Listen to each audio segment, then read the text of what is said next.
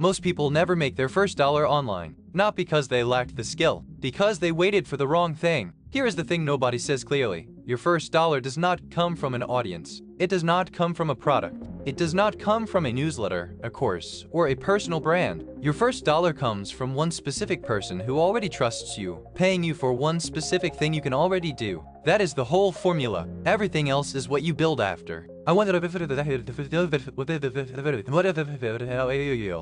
audience required. No startup costs. No 6-month runway. Let us start with the mistake that keeps most people stuck for years. The instinct when you decide to build a side income is to think about scale. You think about products, platforms, passive income. You imagine the version of this that works for 10,000 people. And that instinct, while reasonable for month 18, is lethal for month 1. You spend 3 months building a something no audience.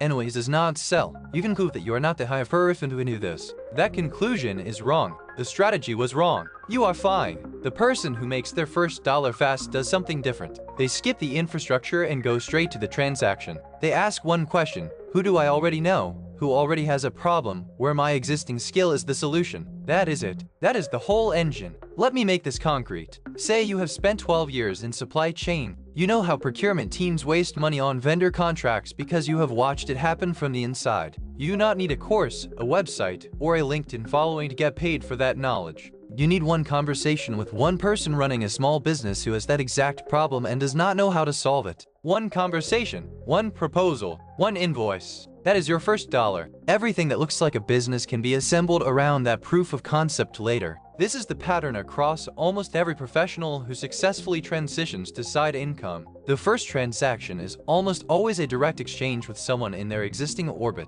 A former colleague, a vendor they used to manage, a founder they met at an industry event 3 years ago. The platform comes second. The audience comes much later. But here is what nobody tells you about that first transaction. And it is the part that actually matters. The first dollar is not primarily about the money. $40, $400, $4,000, it almost does not matter at the start. What the first dollar is it? That's some of it. That one data point rewires how you think about your own value. It moves you from theoretical to operational, and that shift in self-conception is what makes the second dollar, the 10th dollar, the 100th dollar possible. People who never get the first dollar never get the shift. They stay in planning mode indefinitely. So how do you actually get there? Here is the sequence that works. Step 1. Inventory the last 3 roles you held and write down the single most expensive, recurring problem in each of those environments. Not your job description, the actual pain that kept leadership up at night. If you were in finance, maybe it was the 2 weeks of chaos every time the ERP system updated.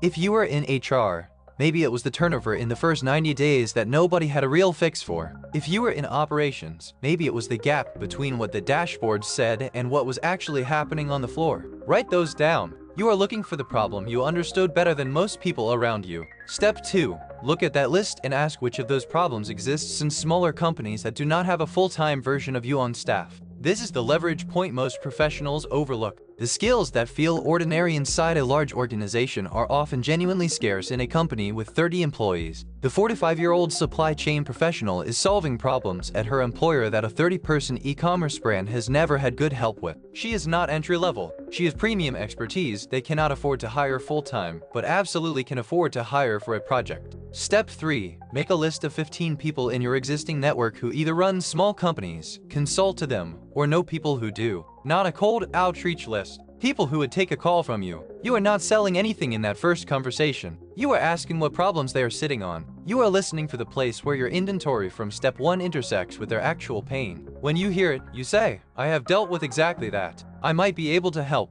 Can I think about it and send you a note? That note is a 1-page proposal. The problem as you understand it, the outcome you can deliver, the time it takes, the number. Not a deck, not a contract, a page. Sometimes a paragraph. 4 out of 15 conversations will be interesting. 1 or 2 will lead somewhere. That is a good enough ratio to get started. Now, the number you charge for that first project matters less than you think, and more than you think, in opposite directions. It matters less in the sense that you should not let pricing anxiety paralyze you. Charge something that feels slightly uncomfortable, not exploitative, but not apologetic either. It matters more in the sense that the number you charge signals how you see yourself. People who charge $40 an hour for strategic expertise are communicating something about how they value that expertise. Clients read those signals. Start at a number that treats your knowledge as the scarce thing it actually is. Here is the other thing that surprises people about the first dollar: the speed of it. Once you stop trying to build the infrastructure first and just go directly to the transaction, the timeline compresses dramatically. Professionals who follow this sequence often had a first paid engagement within 30 to 60 days.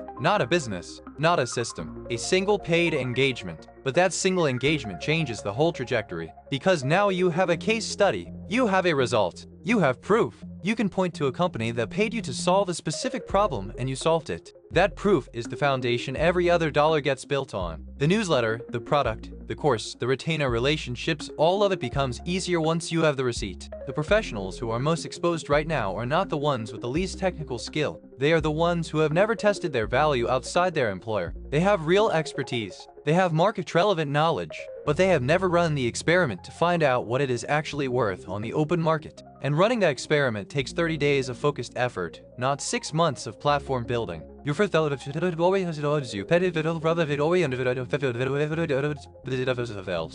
is the whole secret. It was never about the platform.